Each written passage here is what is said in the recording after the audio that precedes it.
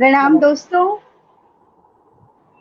मैं शैलजा सिंह आप सभी का तारांजलि फाउंडेशन की तरफ से, तारांजलि फाउंडेशन के परिवार की तरफ से हार्दिक अभिनंदन करती हूँ, स्वागत करती हूँ, वंदन करती हूँ। आज पूरी दुनिया में हिंदी दिवस मनाया जा रहा है और हिंदी दिवस ये अपने आप में एक महापर्व है, एक अखंड ज्योति है पूरे विश्व के लिए। और ऐसे समय में आज हम विशेष बातचीत करेंगे। हमारे बीच एक बहुत ही सशक्त हस्ती, हस्ताक्षर, शख्सियत, हम जो भी बोले उन्हें हमारे लिए कम है और ये हमारा बहुत ही सौभाग्य की बात है हमारे लिए कि वो हमारे बीच में है। और सीधे संवाद हम करेंगे आज हिंदी दिवस पर। ई चर्चा के दौरान हम रूबरू होंगे आदरणीय श्री विलास आर पराते। बहुत बहुत आभार, बहुत प्रणाम सर पराते जी आपको। और आप अध्यक्ष हैं नगर राजभाषा कार्यान्वयन समिति बैंक नागपुर के और आंचलिक प्रबंधक हैं बैंक ऑफ इंडिया नागपुर। और आपको श्रेष्ठ राजभाषा कार्यान्वयन के लिए 2018 में महामहिम उपराष्ट्रपति के द्वारा सम्मानित किया गया। यह हमारे लिए गौरव की बात है। और आज हम सीधे संवाद करेंगे। संवाद करने के पहले मैं एक जो हमारी सहयोगी, हमारी दोस्त हैं जो इस बातचीत का हिस्सा बनेंगी, आपके साथ में रूबरू हैं।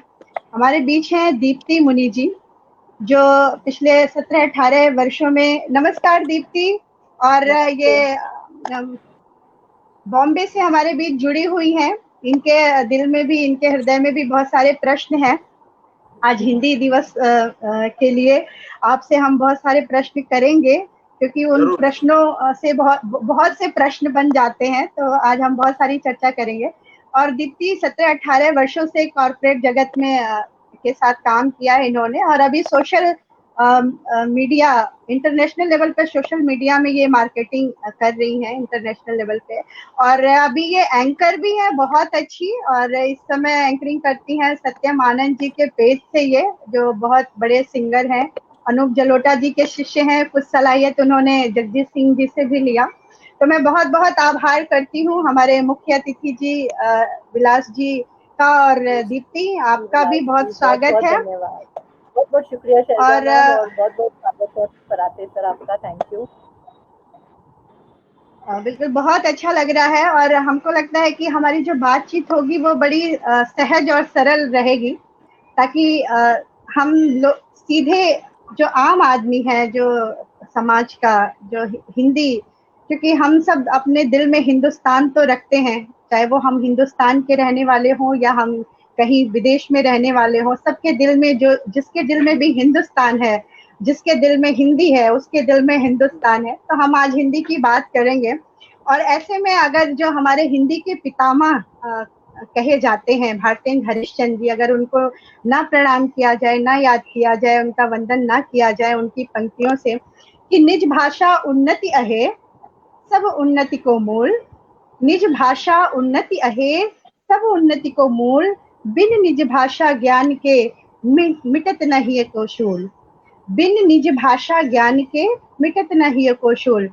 तो बहुत ही अच्छा लग रहा है। और धीरे धीरे मुझे लगता है सभी लोग जुड़ते जाएंगे। बहुत सारे प्रश्नों के साथ तैयार हैं सर आपसे बातचीत करने के लिए। लेकिन उसके पहले मैं चाहती हूँ कि मैं अपनी मातृभाषा, अपनी मातृभूमि और अपनी माँ की वंदना करूँ हिंदी के माध्यम से। तो मैं पहले वंदना करती हूँ, फिर उसके बाद हम प्रश्नों का सिलसिला शुरू करेंगे। सुनिएगा।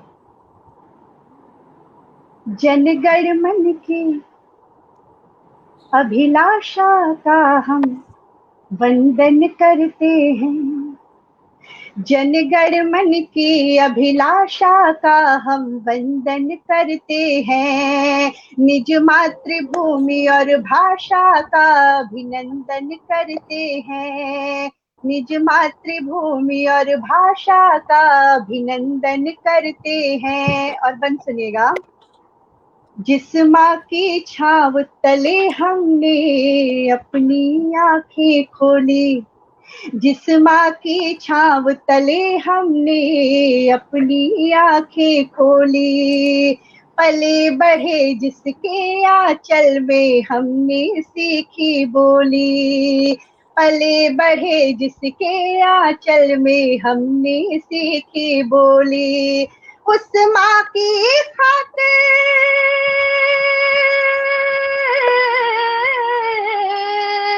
उस माँ की खातिर तन मन क्या सब अर्पण करते हैं, जनगण मन की अभिलाषा का हम वंदन करते हैं, निज मातृभूमि और भाषा का अभिनंदन करते हैं। और एक बंद और सुनिए, हम बट कर बिखर न जाए कहीं जाति धर्म के झगड़ों में, क्योंकि हिंदी सभी की भाषा है, जो यहाँ पे आया उसकी भी, जो यहाँ से गया वो हिंदी को लेके गया। सुनिएगा, हम बट कर बिखर न जाए कहीं जाति धर्म के झगड़ों में, दुश्मन की नीयत खोटी है हम बटे नागड़े पिछड़ों में, हम बट कर बिखर न जाए कहीं जाति धर्म के झगड़ों में, दुश्मन की नीयत खोटी है हम बटे नागड़े पिछड़ों में, हम दूर अशिक्षा गरीबी करें, हम दूर अशिक्षा गरीबी करें जो क्रंदन करते हैं, जनगण मन की अभिलाषा का हम वंदन करते हैं, निज मातृभूमि और भाषा का अभिनंदन करते हैं। और ये तो हुई माँ की वंदना, मातृभूमि की वंदना और मातृभाषा की वंदना। हमारे बीच बहुत सारे लोग जुड़ रहे हैं, जुड़ते जा रहे हैं, और मैं एक विशेष अनुरोध करूंगी अपने सभी दोस्तों से जो तारांजलि परिवार के साथ जुड़े हुए हैं, और जो हमारे सुधी श्रोता जितने भी जुड़ रहे हैं, सबसे एक विशेष गुजारिश है कि इस वीडियो को जरूर शेयर करें, इस वीडियो को अधिक से अधिक पहुंचाएं, क्योंकि आज बहुत हमारे बीच विशेष अतिथि जिनको हमने बुलाया है कि हम हिंदी, बहुत सारे हमारे मन में प्रश्न रहते हैं, बहुत सारी बातें हमारे मन में गूंजती हैं, अनुगूंज रहती है उसकी, तो हम एक एक करके हम सर से बहुत सारी बातें जानेंगे। तो इसलिए मेरे एक विशेष अनुरोध है कि कृपया इस वीडियो को जरूर शेयर करिए, और हमारी बातों को, बात निकलेगी तो दूर तलक जाएगी, तो बहुत दूर तलक ये बात जानी चाहिए। तो हम सीधे संवाद पे से जुड़ रहे हैं हमारे आदरणीय श्री विलास आर पराते जी। मैं आदरणीय आपसे एक मेरा प्रश्न है आपसे कि जो सरकारी कामकाज होते हैं हिंदी में, सरकारी कामकाज में हिंदी में काम करने में क्या क्या कठिनाइयाँ आती हैं? बहुत अच्छा प्रश्न है। सबसे पहले मैं आप सभी को आज के हिंदी दिवस की बहुत बहुत शुभकामनाएं देता हूँ। और आपका प्रश्न जो है, एक सभी के जहन में कहीं ना कहीं जब आप ऑफिस में काम करते हैं, कहीं ना कहीं उनको ऐसा बोलते हैं कि ऑफिस की लैंग्वेज में इंग्लिश से ज़्यादा सुविधा रहती है, लेकिन हमारा कहना होता है आप भाषा कौन सी बोलते हैं, आपको लगाव कौन से, माता से है या किससे है? जो हमारी माता है उनसे लगाव सबसे ज़्यादा रहता है। वैसे ही आप अगर हिंदी को, अपने राजभाषा को अगर माता में देखते हैं तो आपको कोई कठिनाई, सबसे प्यार होता है। ये बेसिक रूल मैं फॉलो करता हूँ, और मुझे नहीं लगता किसी भी ऑफिस में ये हिंदी का कार्य करने में कोई कठिनाई हो, क्योंकि इसका कारण है आमतौर पर देखा गया है कि सभी लोग वार्तालाप जब करते हैं हिंदी में सबसे ज़्यादा उनको कंफर्ट फील होता है। और जब आप जिस भाषा में आपको कंफर्ट मिलता है उसी भाषा का प्रयोग अगर ऑफिस में भी किया जाए तो मुझे नहीं लगता कोई कठिनाई आ सकती है। हमारे पास इतने सारे टेक्नोलॉजी है, और गूगल के माध्यम से आप आराम से, आपने मोबाइल पे भी देखा होगा कि आप कन्वर्टर से तुरंत डाल देते हैं, आप जैसा स्पीच भी दोगे तो आपको हिंदी में तुरंत आपको मिल जाता है। तो हमारे लिए आज बहुत ही अच्छा साधन जुड़ा है। टेक्नोलॉजी का साथ लेके हम हिंदी में ज़्यादा से ज़्यादा कार्यरत करने में सिर्फ इच्छा चाहिए। अगर आपकी इच्छा हो जी जी और जी उससे भी अच्छा अगर वो कार्यपालक गण उसमें अगर इच्छा रखे तो मुझे लगता है हिंदी का जो प्रयोग सभी कार्यालयों में होना है उचित तरीके से होगा और ज़्यादा से ज़्यादा होगा। जी धन्यवाद। जी जी जी नहीं सर, बिल्कुल आपने सही कहा कि ये हमारी इच्छा शक्ति पर निर्धारित किया जाता है कि हम किस भाषा में जीना चाहते हैं और किस भाषा में हम रहना चाहते हैं। मुझे अनिल करमेले की कुछ पंक्तियां याद आती हैं कि मैं इसी भाषा में रोज रात में मरता हूँ। मैं इसी भाषा में रोज रात में मरता हूँ, जन्म लेता हूँ रोज सुबह इसी भाषा में। तो हम जिस भाषा में हम पले बढ़े हैं, हम जो हमारी मातृभाषा है, जो हमारी माँ की भाषा है, जो पहला शब्द हम माँ बोलते हैं वो हिंदी में बोलते हैं। तो जो जब हम हमारे भीतर ये इच्छा शक्ति जब तक नहीं जागृत होगी, खासकर जो नई पीढ़ी है, नई जो हम बोले तो नई पीढ़ी में ये बड़ा कम देखने को मिल रहा है ये सारी चीजें, क्योंकि अंग्रेजीकरण या ये कह लीजिए कि जिस तरह से अभी भी हावी है शब्दों को बोलना, स्टाइलिश बोलना और एक दूसरे की नकल करना, ये सारी चीजें बड़ी देखने को मिलती हैं। तो कभी कभी हम तो खैर हिंदी के विद्यार्थी हैं तो हमें बड़ी निराशा भी होती है, लेकिन लगता है कि नहीं, हम मिल के अगर हम चलें, जैसे हिंदी भी अंग्रेजी भी, लेकिन हमें अपनी मातृभाषा को नहीं छोड़ना है। तो सर बहुत अच्छा आपने जवाब दिया। एक प्रश्न और सर, क्योंकि आपको आमंत्रित करने का एक विशेष कारण यह भी था हमारा तारांजलि फाउंडेशन का कि जो पहला विश्व हिंदी सम्मेलन हुआ था 10 जनवरी 1975 में, एक ऐसा, हाँ, एक ऐसा प्रांत जो गैर हिंदी भाषी प्रांत, तो नागपुर से इसकी शुरुआत हुई विश्व हिंदी सम्मेलन की। उसके बाद तो ये सिलसिला चल निकला, फिर तो कई देशों में हुआ। तो आपसे ये प्रश्न है कि हिंदी दिवस और विश्व हिंदी दिवस में क्या अंतर है? देखिए, हिंदी दिवस जो मनाया जाता है हमारे जो 14 सितंबर 1949 इसमें हमारे संविधान में राजभाषा का दर्जा दिया गया था, इसलिए आज का दिन 14 सितंबर ये हिंदी दिवस करके मनाया जाता है। ये आपको सभी को परिचय, जैसा आपने बताया भी, नागपुर में इसका एक 1975 में एक सम्मेलन भी हुआ था पहला। और जहाँ तक हिंदी दिवस की बात है, विश्व हिंदी दिवस वो है 10 जनवरी को आता है, जब हमारे तत्कालीन मनमोहन सिंह जी जब प्रधानमंत्री थे तब उन्होंने एक विश्व हिंदी मनाने का एक फैसला किया था उस 10 जनवरी 2006 को शायद। तो तब से हम विश्व हिंदी दिवस हम मना रहे हैं। और आपने देखा होगा कि हमारे विदेश मंत्री, हमारे प्रधानमंत्री जी, और जब भी हमारे कोई डेलीगेशन जाता है विदेश में, तो आपने देखा होगा ज़्यादातर हिंदी का ही प्रचलन, हिंदी में भाषण देते हैं। यूनेस्को में भी हमारा हिंदी में भाषण हुआ था। और आपने अभी 11 सितंबर के एक अभी विवेकानंद जी का जन्म दिवस मनाया जाता, सॉरी जन्म दिवस नहीं था वो, यूएसए में उन्होंने भाषण दिया था और माता और बहनों से स्टार्ट किया था भाषण। उसका भी महत्व काफी इसमें बढ़ जाता है। और इसलिए दोनों अलग अलग है, लेकिन अंतिम जो इसमें पढ़ा हुआ है, इसमें मैं बोलूँगा एक ही उद्देश्य है, हिंदी का प्रचार प्रसार कैसा किया जाए, वही इसका एक प्रारूप होना चाहिए। और इसमें हम दोनों दिन ऐसा मनाते हैं। और मुझे खुशी है कि 10 जनवरी का जो विश्व हिंदी दिवस है, कई यूनिवर्सिटीज में, कई स्कूलों में भी मनाया जाता है। हाल ही में नागपुर विश्वविद्यालय में हमें उसमें सहभागी होने का मौका मिला और उन्होंने बहुत ही अच्छी तरीके से आयोजन किया था। और लगभग 50 से ज्यादा लोग इसमें अलग अलग प्रांतों से जुड़े हुए थे, अलग अलग विश्वविद्यालयों से जुड़े थे।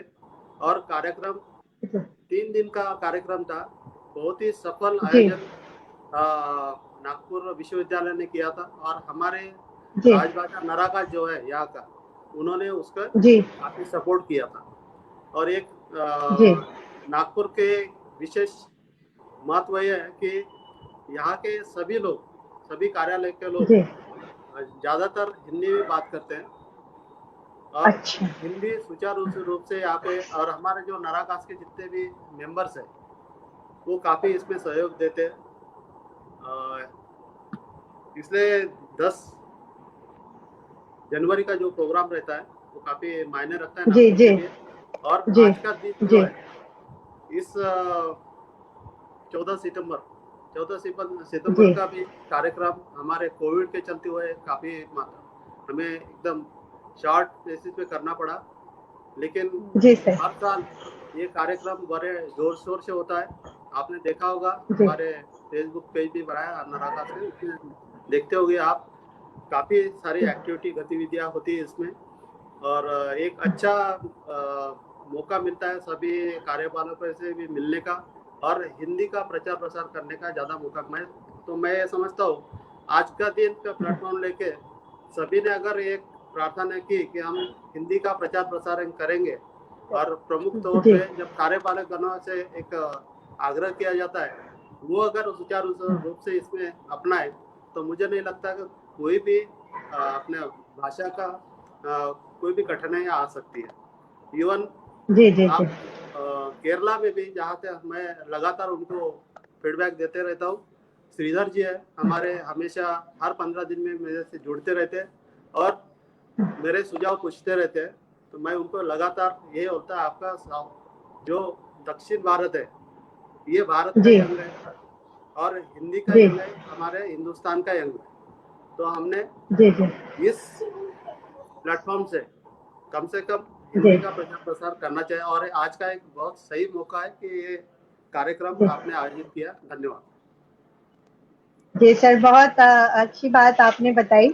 और नागपुर को तो भारत का रूर कहते हैं और आप बैंक ऑफ इंडिया के गुरु हैं, और बड़ी खुशी हो रही है आपके विचार जान के और आपकी बातें सुन के कि आप इतने हिंदी के उन्नयन के लिए इस तरह से तत्पर हैं। सर, एक प्रश्न और मेरे जहन में आ रहा है कि ये हिंदी दिवस को केवल एक दिवस, एक सप्ताह या एक पखवाड़ा मनाना क्या पर्याप्त होगा? तो मुझे नहीं लगता कोई भी इसमें मान्य करेगा। ये हर रोज का कार्यक्रम है। हम एक दिन को अगर कुछ एक दिन की सांस नहीं, जैसे हमारी सांसें लगातार चलती रहती है 24/7, वैसा ये हिंदी का कार्यक्रम एक 14 सितंबर या 10 जनवरी दो से काम नहीं चला है। पूरे 24 घंटे इसका कार्यक्रम, इसमें अध्ययन होना चाहिए। और जहाँ तक हमारी बात है हम लोग की, तो हमारी कोशिश होनी चाहिए इसका प्रचार प्रसार कैसे किया जाए। तो एक दिन के कार्यक्रम में संभव नहीं, लगातार साल भर ये कार्यक्रम होने चाहिए और लगातार इसका प्रयास होना चाहिए कि हम हिंदी को कैसा बढ़ावा दें। जी सर। अच्छा दीप्ति, आप बड़ी खामोश हैं, मैं चाहती हूँ कि आपके भी ज़हन में अगर कोई प्रश्न हो तो आप बिलास जी से पूछिए। जी क्योंकि इन्होंने कहा कि हिंदी हमारे एक दिन या एक पखवाड़े या उसकी बांध के रखने की चीज नहीं है कि हम उसको दिवस, क्योंकि आजकल हम जितना बट रहे हैं, जितना टूट रहे हैं, जितना बिखर रहे हैं, तो हम उन चीजों का एक दिवस बना के साथ में लेके चल रहे हैं। बहुत सारे दिवस बन गए हैं। अब हमें लगता है कि कुछ इतनी लंबी लिस्ट हो जाएगी कि हमें लिस्ट भी याद नहीं रहेगी कि दिवस कितने हैं। तो दीप्ति, अगर कुछ सर से आप प्रश्न करना चाहो तो। जी हाँ, मैं सबसे पहले तो पूरी तरह से सहमत हूँ जो कराते सर ने कहा है कि कण कण में एक्चुअली हिंदी बसी हुई है। पर ये हो रहा है सर कराते सर कि अंग्रेजी में काम करना आसान होते जा रहा है और हिंदी में लिखना पढ़ना, हर rules and regulation, terms and conditions को रीड करना डिफिकल्ट होते जा रहा है। मेरा ये सवाल है कि किस तरह से हम हिंदी को एकदम सरल बनाएं, सिंपल, एकदम सरल बनाएं, जिस तरह से हमारे डेली रूटीन का जो जीवन है उसमें भी हम ये सब यूज करें। और जितनी भी हमारी किताबें हैं, जितनी भी हमारे फॉर्म्स हैं जो हम बैंक में फिल करते हैं या किसी भी तरह के पोस्ट पर अप्लाई करने के लिए फिल करते हैं, जितनी भी हमारी वेबसाइट्स हैं अगर आप देखें तो वो सारी की सारी एप्लीकेशंस जो हैं वो सारी की सारी इंग्लिश में है। इस तरह से इम्प्लीमेंटेशन की जा सकती है सरलता। हाँ, अभी वो ऑप्शन दिया जाता है कि आप हिंदी प्लेटफॉर्म भी चूज कर सकते हैं, आप बंगाली भी चूज कर सकते हैं, सब प्लेटफॉर्म्स पे गूगल आप चूज कर सकते हैं। अलग अलग लोग जो भी एप्लीकेशंस भी बनाते हैं वो एप्लीकेशंस भी 15-20 लैंग्वेजेस में बनाते हैं ताकि रीजनल तक वो जा सके। पर बहुत सारे टाइम ऐसा आता है कि हिंदी को हम पूरी तरह से अगर पकड़ना चाहते हैं तो किस तरह से सरल बनाया जा सकता है, इस पर आपकी कुछ राय विचार अगर आप।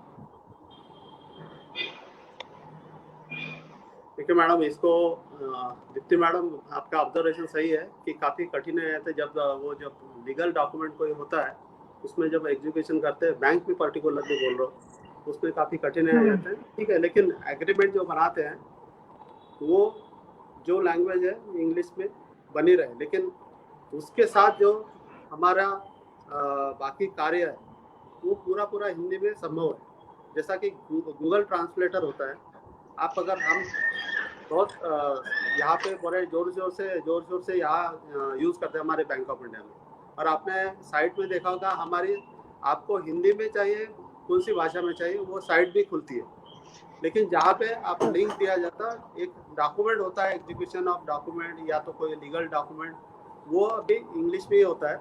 उसके लिए प्रधान कार्यालय हमारा लगातार प्रयासरत है, लेकिन जो भी कामकाज है तो मैक्सिमम काम, ज़्यादा से ज़्यादा काम हिंदी में करना इसलिए संभव है कि हमारा एक आपने देखा होगा जो तकनीकी सहायता मिलती है हमारे डिजिटलाइजेशन से, और वेबसाइट भी आपकी हिंदी में बनी है, तो उससे काफ़ी सारा इनपुट हिंदी में मिलता है। और जहाँ भी आपको कठिनाई होती है वहाँ मैं समझता हूँ कि शुद्ध हिंदी जरूरी नहीं है, हमको अगर समझने वाली हिंदी अगर हम प्रयोग करें, ऐसे कॉमन वर्ड अगर यहाँ पे यूज़ करें तो ये सरलीकरण हो सकता है और सभी को सामान्य तौर से ये अपनाया जा सकता है।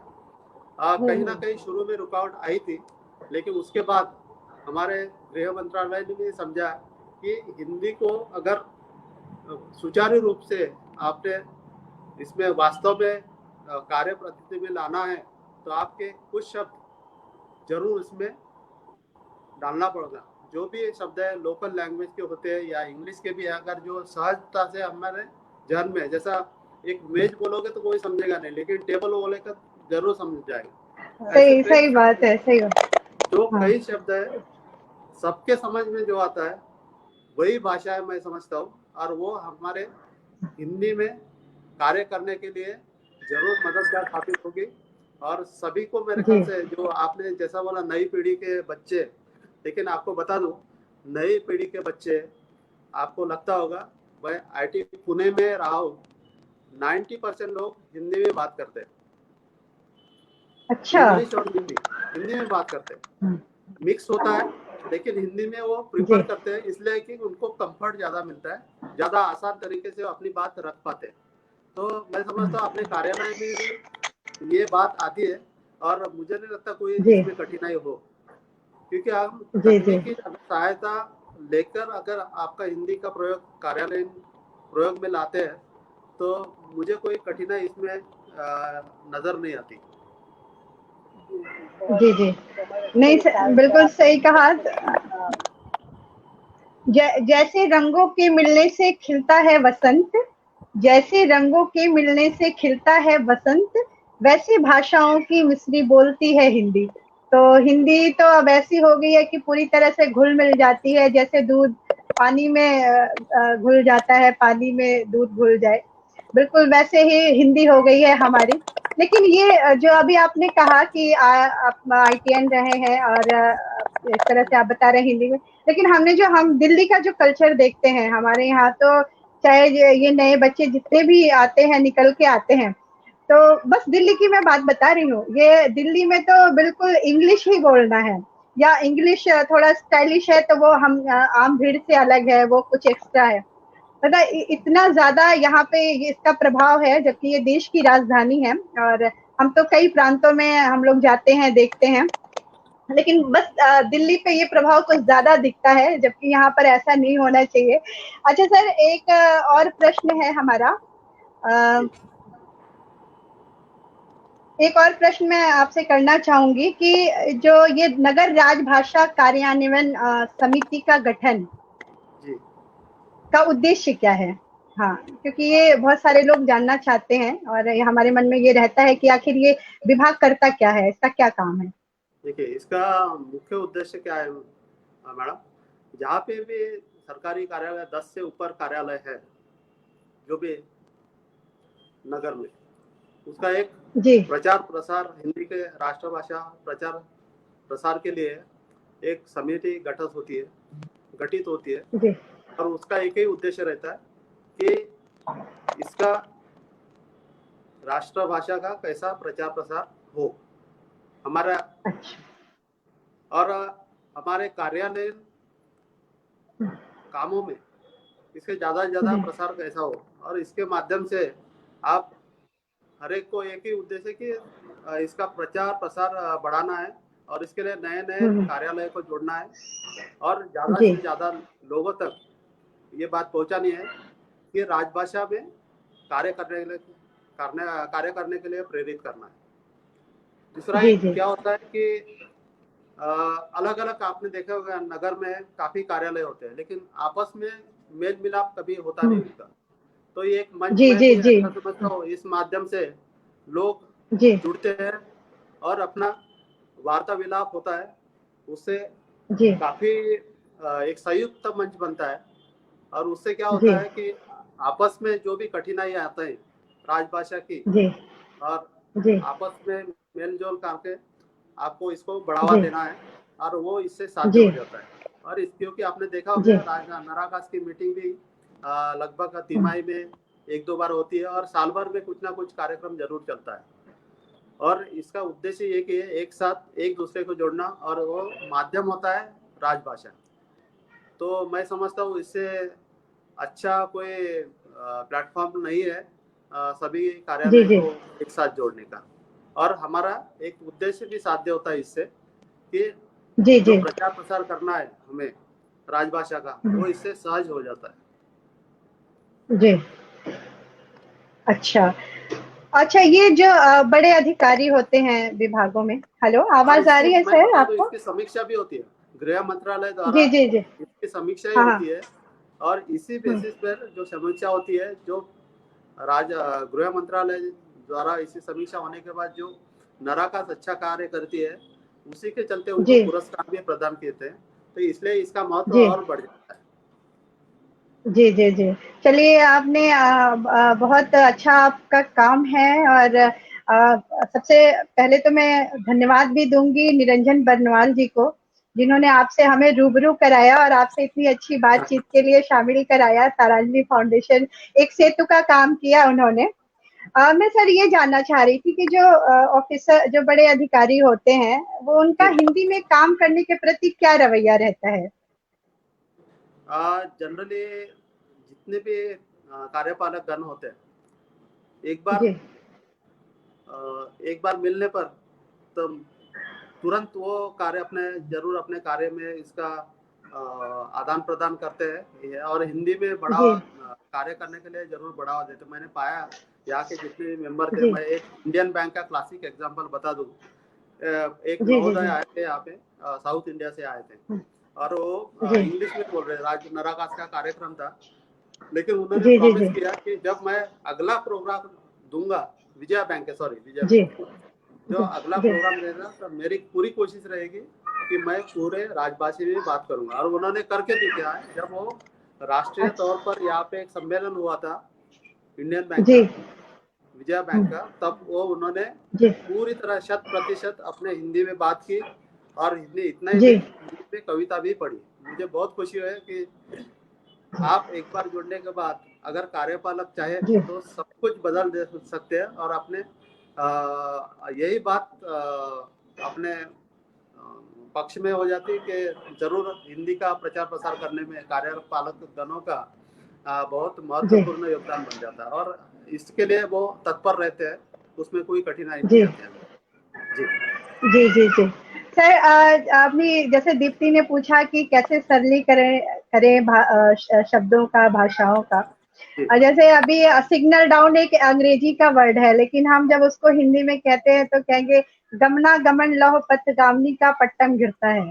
तो इस तरह की जो दुरूह भाषाएं, जो दुरूह शब्दावलियां हैं इस तरह, तो ये मानकीकरण के विषय में आप क्या कहेंगे? जैसे आप क्या कहना चाहेंगे कि कैसे सरलीकरण हो कि शब्द, जो बहुत सारे ऐसे शब्द हैं जो हम अभी भी औपनिवेशिक शब्द हमने ग्रहण कर रखे हैं या हम बाहर से लेते हैं। बहुत सारे ऐसे विषयों के शब्द हैं जिनका हिंदी वर्जन है ही नहीं, वो हम सीधे अंग्रेजी से ही लेते हैं, चाहे वो साइंस के हो, मनोविज्ञान के हो, मानविकी के, तमाम जो विषय हैं।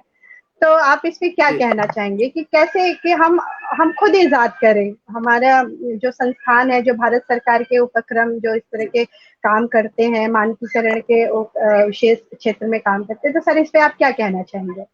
जैसा मैंने पहले कहा था मैडम, जो भी आपके शब्द प्रयोग जब हमारे भाषा में करते हैं तो सहज स्वभाव से उनको आकलन होना चाहिए, समझना चाहिए सभी को। जो समझने वाला शब्द है जी वही आपने अगर भाषा में लाया हमारे राजभाषा में, तो मुझे नहीं लगता कोई गलत है।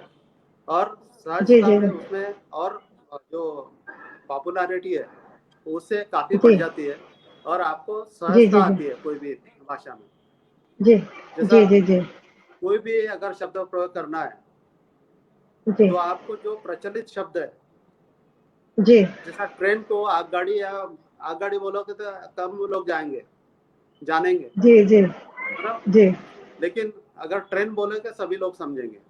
तो मुझे लगता है कि ऐसे शब्द जो प्रचलित है, लगातार प्रचलन में आते हैं, वही शब्दों का प्रयोग हमें भाषा में करना चाहिए और वो एक भाषा को बढ़ावा देने में काफी सहायता होगी। आपने देखा होगा सभी जो विदेश है, जहाँ पे मॉरिशस में भी ये हमारी हिंदी भाषा काफी अच्छे लोग बोलते हैं, लेकिन उनका जो प्रयोग होता है वो लोकल जो लैंग्वेज वहाँ की है वो भी उसमें डालते हैं, बाद में क्लैरिफिकेशन देते हैं कि उससे क्या मिठास और बढ़ जाती है और जो लगाव है भाषा के प्रति, जो प्रचार प्रसार है, वो हमें करने में काफी आसानी रहती है। जी, अच्छा सर, आपने बिल्कुल सही कहा कि हमें बिल्कुल सरल से सरल भाषाओं को हमें इस्तेमाल करना चाहिए, उपयोग करना चाहिए। तो ये जो हिंदी के पारिभाषिक और तकनीकी शब्द हैं, जो हमें अंग्रेजी में हम बड़े आसानी से हम बोल लेते हैं, लेकिन हिंदी में हमें बड़ा मुश्किल होता है कि हम उन चीज़ों को बोल पाएँ। तो इसके लिए हम भाग के चले जाते हैं अंग्रेजी में, हमको लगता है ये ज़्यादा हमारे लिए आसान है। तो ये तकनीकी शब्द क्या स्वयं में एक बाधा है? जो हमारे हिंदी के पारिभाषिक और तकनीकी शब्दावलियां हैं, क्या ये खुद के लिए बाधा है हमारी हिंदी के लिए? नहीं, मैं बाधा तो नहीं समझता हूँ, लेकिन जहाँ भी प्रयोग का जैसा देखिएगा, आप क क्षेत्र में जाएंगे तो उसमें कोई बाधा नहीं है क्योंकि समझते हैं सभी। लेकिन जैसा नीचे नीचे आएंगे आपको जरूर होगी। तो मैं समझता हूँ यहाँ के जो प्रचलित शब्द है वो शब्द अगर उसमें उसका प्रयोग किया जाए तो कोई करने की बाधा नहीं आ सकती।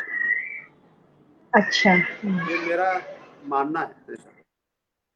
जी जी जी, नहीं सर, बहुत अच्छी बात कही कि अगर हम आसान शब्दों को, अगर शब्द जो कठिन शब्द हैं, जो दुरूह शब्द हैं, जो हम प्रयोग करने से बचते हैं, अगर उनको सरल करके हम उसका उपयोग करें तो हम ज़्यादा आसानी से अपनी बात को कह सकेंगे, वो ज़्यादा प्रभावशाली होता है। और मुझे तो लगता है जब हम जिस भाषा में हम सोते हैं, जिस भाषा में जगते हैं और जिस भाषा में हम सपने देखते हैं, वो भाषा ज़्यादा आसान है, सरल है, वो ग्राह्य भी है। तो अभी लग रहा है दीप्ति जी बीच बीच में हाँ दीप्ति, आप दीप्ति जी आप इधर उधर मत जाइए, क्योंकि आपके भी ध्यान में मुझसे दीप्ति जी ने बहुत सारे प्रश्न रखे थे और इन्होंने बोला था कि मैं विलास सर जी से पूछूंगी। तो दीप्ति, मैं चाहती हूँ आप अपना अगला प्रश्न करें विलास जी से। विलास जी जी, जी विलास जी, मैं कहीं ना कहीं इस बात से पूरी तरह से आपसे सहमत हूँ कि भाषा वो जो कम्युनिकेशन इजीली समझ में आए, मीन्स हम लोग एक भाषा का उपयोग करते हैं कि दूसरे पर्सन को हमारी बात पहुंच जाए। जी जब सीधे भाषा बिल्कुल सीधे सीधे, हाँ जी हाँ। अब बहुत सारी जो हमारी कॉलोनियल कंट्रीज है जहाँ पे हम अंग्रेजों का राज रहा है, वहाँ कहीं ना कहीं इंग्लिश ने तो अपनी पकड़ जमा ही ली है, ठीक है, अंग्रेजी ने अपनी पकड़ जमा ली है। और बहुत सारे जो ऐसे देश हैं जहाँ पे बिल्कुल उनका राज्य कभी नहीं रहा, जस्ट लाइक जापान हो गया, जर्मन हो गया, ठीक है, तो अगर आप देखें वो जर्मनी बात करते हैं, जापान जापानीज ही सबसे अधिक बात करते हैं, और जब वो किसी इंटरनेशनल मंच पे जाते हैं, एक इंटरनेशनल प्लेटफॉर्म पर जाते हैं, उन्हें हर बार ट्रांसलेटर की जरूरत पड़ती है। जी बिल्कुल सही प्रश्न किया आपने, बहुत वो हर अच्छा बार प्रश्न है। ट्रांसलेटर की जरूरत पड़ती है। जब हम जाते हैं, जब हम एज इंडियन, एज हिंदुस्तानी, जब हम जाते हैं कहीं पर भी, तो हमें एक ट्रांसलेटर की जरूरत नहीं पड़ती है। अब इसमें यहाँ पर इस मामले में जब हमारे एजुकेशन सिस्टम में जो चेंज आ रहे हैं कि हमें 4th कक्षा तक या 5th या प्राइमरी प्री प्राइमरी तक वर्नाक्युलर यानी कि हमारी मातृभाषा का यूज करना है। जैसे शैलजा जी ने दिल्ली की बात की, मैं बॉम्बे की बात करूंगी आपसे। जितने भी हमारे यहाँ पर इंटरनेशनल स्कूल्स हैं और बहुत सारे प्राइवेट जो स्कूल खुलते हैं, चाहे वो बोर्ड सीबीएसई हो, एसएसई हो, आईसीएसई हो, बहुत सारे जितने भी हमारे बोर्ड हैं, हिंदी सिखाने के लिए जो टीचर्स हैं, जो शिक्षक और शिक्षिकाएं हैं, वो पर्याप्त नहीं है, वो कैसे फुलफिल कर सकेंगे। जब हमें अगर 4th 5th स्टैंडर्ड तक न्यू एजुकेशन सिस्टम के हिसाब से हिंदी या वर्नाकुलर जो हमारी जो लैंग्वेज है, मातृभाषा जो हमारी, हमें इसका इस्तेमाल करना है, हम वो शिक्षिकाएं, वो शिक्षक कहाँ से ला पाएंगे, वो कहाँ से हम गैप कैसे फुलफिल करेंगे उसमें? कोई थॉट आप इस पर देना चाहते हैं? जी, उसमें जैसा कि आपने जो विषय रखा उसमें एक ही है, सहजता आनी चाहिए, हिंदी भाषा के प्रयोग कैसे बढ़ा सके स्कूलों से, और इंटरनेशनल स्कूल काफ़ी बने। आप हम हमेशा चाहते हैं कि मेरा बेटा कॉन्वेंट में जाए, अच्छी पढ़ाई करे, लेकिन मेरा ये मानना है कि आप अगर सभी स्कूलों में, सभी विश्वविद्यालय में अगर एक हिंदी का प्रयोग सही तरीके से करते हैं, पहली क्लास से या KG1 से एक हिंदी भाषा अपनी मातृभाषा के रूप में अगर उनको पढ़ाते हैं, मैं ये नहीं बोलूँगा कंपलसरी, लेकिन सरकार की तरफ से एक कोशिश होनी चाहिए उसको लगातार हर बढ़ावा देने के लिए। अगर वो हिंदी भाषा में प्रयोग करता है पहली क्लास से, उसको बढ़ावा देने के लिए कुछ ना कुछ 2%, 5% तक अगर उसको वेटेज दिया जाए, तो मुझे लगता है शुरू से ही आखिरी तक जब विश्वविद्यालय पहुंचते हैं, वो एक हिंदी सुदृढ़ भाषा बनेगी। भाषा है लेकिन उनका जो लगाव है काफी बढ़ेगा। आपने देखा होगा कि कोई भी अगर स्कीम आपको बढ़ावा देना है तो कुछ तो भी उसमें आपको एड ऑन करना पड़ेगा।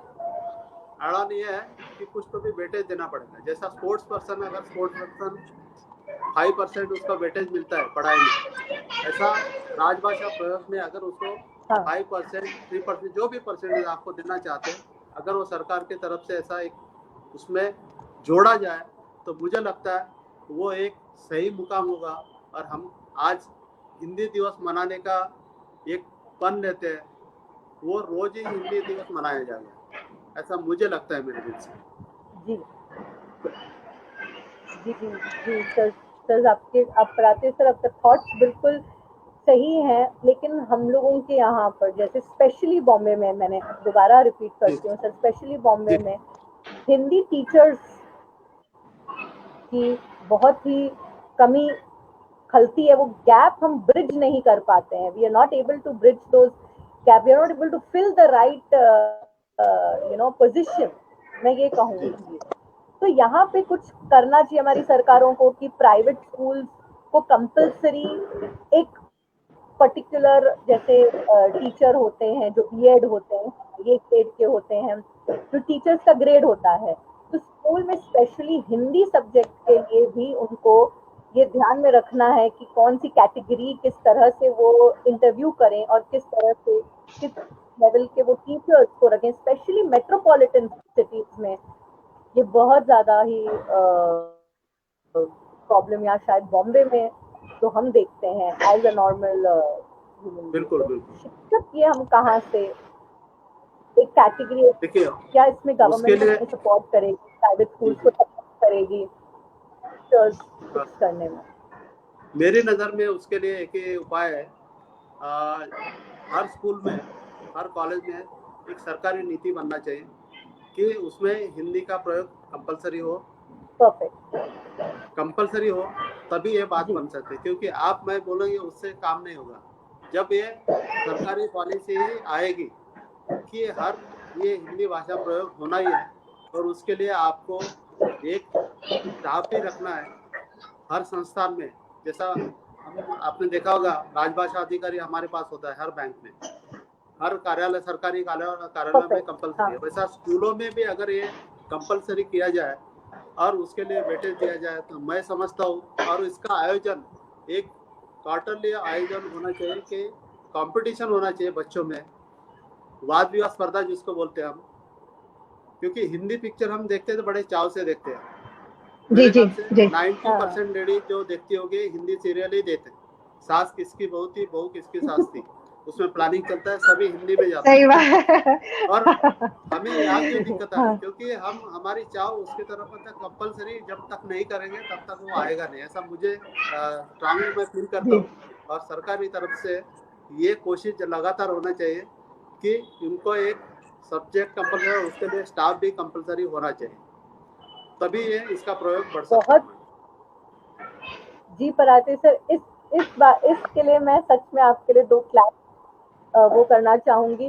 जिस तरह से पीएसयूज, नवरत्न और बैंक्स में राजभाषा का एक पर्टिकुलर डिपार्टमेंट होता है, उसी तरह जब तक इंटरनेशनल स्कूल्स हो, प्राइवेट स्कूल्स हो, पब्लिक स्कूल्स हो, राजभाषा का एक डिपार्टमेंट नहीं रखा जाएगा। उसको इतना सीरियसली करना और बच्चों तक डालना बहुत ही मुश्किल होगा, मतलब ये होना चाहिए। पराते सर ये बहुत सही बात है, बहुत ही अच्छा सजेशन, एंड आई होप ये इम्प्लीमेंटेशन के लिए भी इम्प्लीमेंट हो। जिस तरह से अगर हमारी एजुकेशन पॉलिसी में चेंजेस आ रहे हैं, एजुकेशन सिस्टम में, we are going back to our native, set की ओर जा रहे हैं, दोबारा हम हिंदी भाषा की ओर जा रहे हैं, हमारी मातृभाषा की ओर। तो उस हिसाब से एक ये राजभाषा का जो ये पद कहें हम, ये सेक्शन डिवीजन, ये जरूरी है हर एक स्कूल कॉलेज में। Thank you Parate sir, thank you so much आपके इन विचारों के लिए, और बहुत ही एक अच्छा थॉट है ये, जिस थॉट पे गौर भी किया जा सकता है और जिस थॉट को इम्प्लीमेंट भी किया जा सकता है। मतलब ये नॉन इम्प्लीमेंटेबल नहीं है, क्योंकि ऑलरेडी ये बहुत सारे पीएसयूज में और बैंकों में तो है ही इम्प्लीमेंटेड, तो इसको इम्प्लीमेंट करना तो बिल्कुल ही डिफिकल्ट नहीं। बहुत बहुत ही अच्छे। अच्छा मैम, एक चीज और मैं जानना चाहूंगी सर, ये राजभाषा और राष्ट्रभाषा, ये 2 चीजें बार बार आती है, और मुझे लगता है कि बहुत बड़ी पढ़ाई लिखाई खत्म करने के बाद भी बड़ी उम्र के लोगों को भी ये चीजें व्यवस्थित रूप से नहीं मालूम होती है कि राष्ट्रभाषा क्या है और राजभाषा क्या है। तो आप इस पे क्या प्रकाश डालेंगे? देखिए, राजभाषा ने जो हमें सरकारी सूची में उसको स्थान दिया गया है, और हम सभी कार्य जो सरकारी कार्य उसमें करते हैं, वो हमारी, इसलिए हम राजभाषा कहते हैं।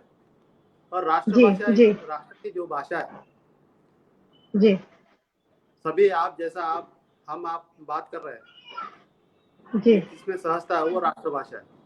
और आपको पता होगा राष्ट्रभाषा प्रचार समिति वर्धा में यहाँ पे उनका एक ही कार्य, राष्ट्रभाषा को कैसे प्रचार, हम बार बार कंफ्यूज होते हैं कि राष्ट्रभाषा क्या है, राजभाषा क्या है। राजभाषा वही है जो हम सरकारी कार्यालय में प्रयोग करते हैं, वो राजभाषा है। राष्ट्रभाषा हमारी हिंदी भाषा जिसको बोलते हैं हम लगातार हम प्रयोग करते हैं, वो राष्ट्रभाषा। इसमें एक सहजता है, ज्यादा कठिनाई नहीं है उसमें। तो सर ऐसा क्यों नहीं हो जाता कि हमारी एक ही राष्ट्रभाषा हो जाए जैसे और देशों की होती है? वही देश उन्नत होता है जिसकी भाषा एक हो, वही देश उन्नत होता है जिसकी भाषा एक हो, उसको जग सम्मानित करता है जिसके पास विवेक हो। तो ये हम क्यों हमारे यहाँ इतना विभेद है, राजभाषा राष्ट्रभाषा? हम बार बार जूझते हैं इन शब्दों से कि ये सरकारी कार्यालयों की भाषा है और ये हमारे आम जनमानस की भाषा है। इनको एक क्यों नहीं किया जाता? आखिर क्या परेशानियां आ रही है, क्या समस्याएं हैं? क्योंकि समस्याएं जब हाँ दीप्ति, एक बात मेरी पूरी होने दो। क्योंकि जो समस्याएं हैं, जब तक हम समस्याओं का कारण नहीं जानेंगे, आखिर जो मूलभूत समस्या है वो कहाँ से है सिस्टम में, आखिर क्यों नहीं ऐसा हो रहा है कि जैसे चीन है या जापान है या तमाम ऐसे जो विकसित देश हैं वो जिनकी एक भाषा है, इस तरह भारत में क्यों नहीं हो जाता?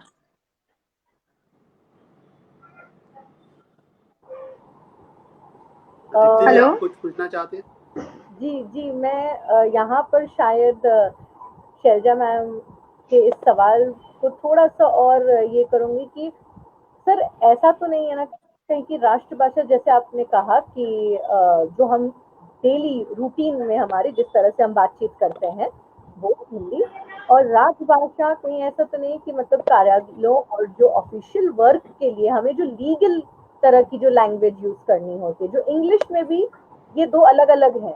इंग्लिश जो हम लोग नॉर्मली बोलते हैं रेगुलरली, और लीगली जो हम इंग्लिश बोलते हैं, जो हम लोग कॉर्पोरेट वर्ल्ड में हमारे टर्म्स एंड कंडीशंस और जितने भी हमारी इसे कहा जाता है लीगैलिटी, जब हम लोग एक डॉक्यूमेंट प्रोड्यूस करना चाहते हैं या दो कंपनीज के बीच में जब हम लोग एक मेमोरेंडम बनाते हैं, आर्टिकल्स ऑफ एसोसिएशन बनाते हैं, इसकी जो इंग्लिश भाषा होती है वो बहुत अलग होती है जो हम लोग तीन इंग्लिश में बात करते हैं। अंग्रेजी में भी वो है।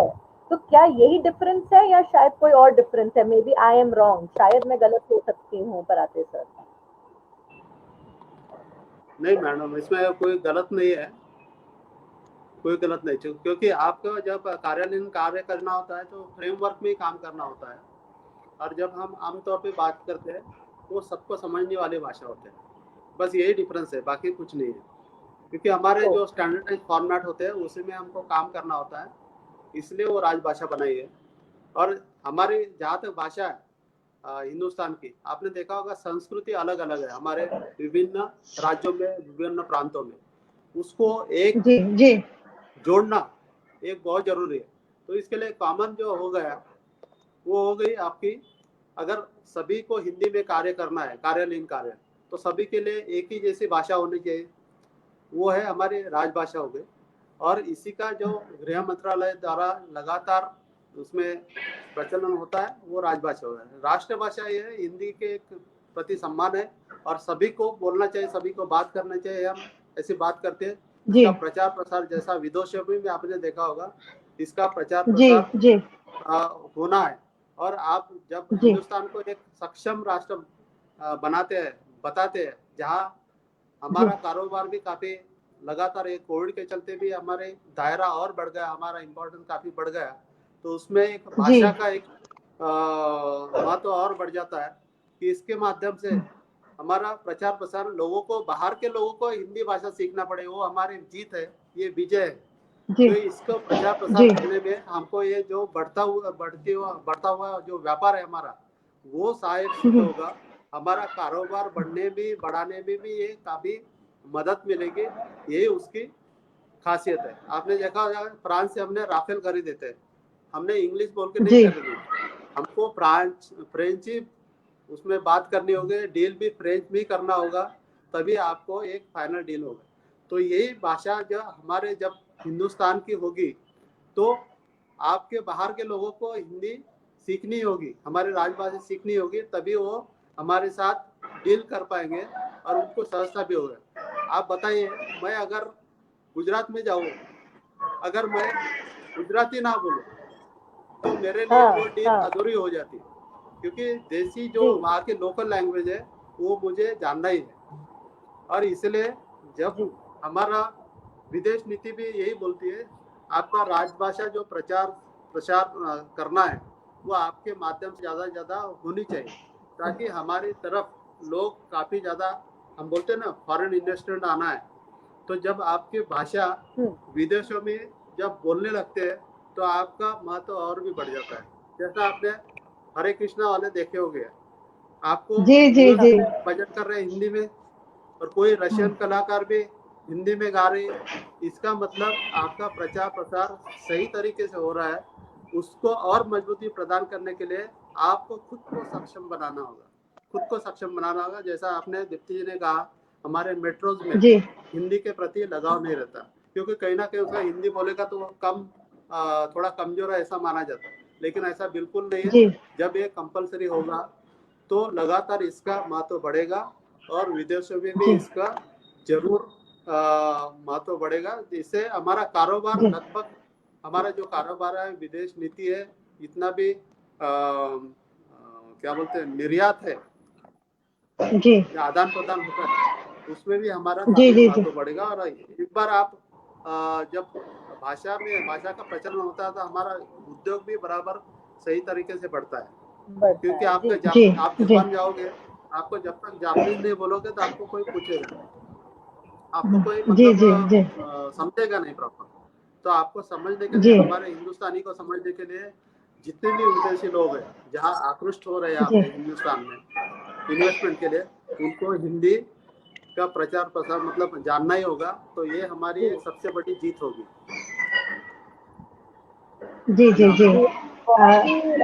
अच्छा थॉट है ये भी पराते सर। एंड ऐसा अक्सर होता है दैट जैसे कहा जाता है that in Rome be like Romans, तो उसी तरह in India be like Indians, ये भी होना स्टार्ट हो जाता है। नहीं सर, आपने बड़ी अच्छी बातें बताई, बहुत अच्छी जानकारियां दी। ये बताइए कि जो भारत सरकार के बैंक है या जो सरकारी उपक्रम है, जो विभाग है, उसमें ये राजभाषा जो हिंदी अधिकारी होते हैं, राजभाषा वरिष्ठ प्रबंधक होते हैं, इनकी क्या भूमिका होती है? क्या ये सारथी की तरह होते हैं? बिल्कुल, जब राजभाषा इम्प्लीमेंटेशन का आता है, इनका एक मार्गदर्शक रूप में ये काम करते हैं। और जहाँ पे आपने देखा होगा, अगर राजभाषा अधिकारी नहीं रहा कोई कार्यालय, तो उसका प्रचार प्रसार जो करना है, कार्यालय में काम करना, उतनी काफी बाधाएं आती है, लोगों का झुकाव नहीं होता।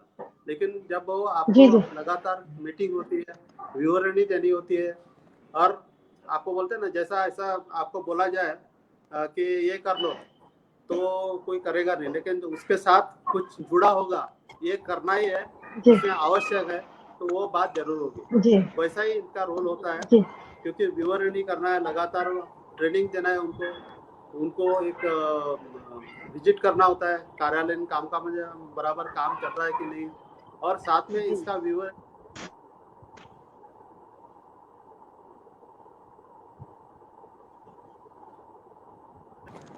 जरूर इसकी आवश्यकता है। और ये मार्गदर्शक होते हैं हमारे कोई भी कार्यालय। जी डेफिनेटली। एक छोटी सी कविता हमारे बीच आई है, और हमारे एक श्रोतागण जो हमें सुन रहे हैं, अमूल कुमार चौधरी जी, उनकी एक कविता हम पढ़ेंगे। हिंदी है हम वतन है हिंदुस्तान हमारा, याद दिलाओ स्वयं को दोबारा चौबारा। हिंदी है हम वतन है हिंदुस्तान हमारा, मनसा वाचा कर्मणा में हृदम हर दम लगाओ नारा। हिंदी है हम वतन है हिंदुस्तान हमारा। स्कूलों में हमारे अनिवार्य है अंग्रेजी में बात बतियाना, बोले हम हिंदी तो बोलेगा भारी जुर्माना। स्कूल में आते जाते बच्चे होते हैं बहुत ही सादा बच्चे, मिट्टी के हैं ये सांचे, जो ढालो वैसे या चौबारा हिंदी है हम, मतलब ये हिंदुस्तान हमारा, बोलो तुम अंग्रेजी, पहनो तो तुम अंग। जी बहुत बहुत शुक्रिया आपका अमूल भैया, थैंक यू सो मच जी। जी नहीं बहुत अच्छा लगा। और सर दीप्ति, मैं सर के बारे में मुझे पता चला कि ये बड़ा अच्छा गुनगुनाते हैं, गाते हैं, और इनकी एक वीडियो भी मैंने देखी, श्रीमती जी के साथ कुछ गा रहे थे, कुछ चीजें गुनगुना रहे थे और डैश पे गुनगुना रहे थे। तो मैं चाहूंगी कि हाँ बिल्कुल, क्योंकि ऐसा ना लगे कि सर को हम बस हम इनके उत्तर जान के और इनको छोड़ देंगे, हम इनसे कुछ सुनेंगे भी। सर आप हम चाहेंगे कि हमारे तारांजलि फाउंडेशन से आपने बड़े अच्छे प्रश्नों, बड़े अच्छे उत्तर दिए आपने हमारे सभी प्रश्नों के। हमारे प्रश्न भी अच्छे थे और आपने उत्तर भी बहुत अच्छा दिया। तो लेकिन हम चाहेंगे कि सर कुछ आप गुनगुनाइए हमारे लिए, हमारे देश के लिए। और अपने जो आपका नागपुर अंचल है, नागपुर की धरती बड़ी मशहूर है, बहुत सारी उसको भारत का रूर कहते हैं, और फिर से मैं दोहरा रही हूँ कि आप नागपुर का गुरूर हैं, पूरे बैंक ऑफ इंडिया का गुरूर हैं। तो हम चाहेंगे कि कुछ गुनगुनाइए, कुछ गाइए। जी सर। मैं आपको एक मेरा पसंदीदा एक गीत आपको सामने पेश करता हूँ। ये जी सर। ये ब्लैकमेल फिल्म का है। जी जी जी के लिए बोलते हैं, मेरे दिल के जहन में होता है, वैसे ही मैं एक जी जी ये स्वागत है, पल पल दिल के पास। क्या बात जी। पल पल दिल के पास तुम रहती हो, पल पल दिल के पास तुम रहती हो, जीवन मीठी प्यास ये कहती हो। क्या बात है सर, बहुत सुरीले हैं आप तो। बहुत अच्छी। तुम रहती हो। धन्यवाद सर, आप तो बहुत सुरीले हैं। आपको तो जो दीप्ति जी हैं हमारी, इनके पेज से जरूर आप जुड़िए, इन दोनों लोगों से जुड़िए, सत्यम आनंद जी से। और बहुत मखमली आवाज है और बहुत अच्छा लगा। मैं अपनी एक गीत पढ़ना चाहूंगी सर, आपका अगर आदेश हो, क्योंकि अगर आपको कोई अगर समय हो तो, क्योंकि हमें लग रहा है कि हमारा समय थोड़ा अधिक हो रहा है, लेकिन एक गीत पढ़ती हूँ सर, सुनिएगा। सर मैं पढ़ती हूँ।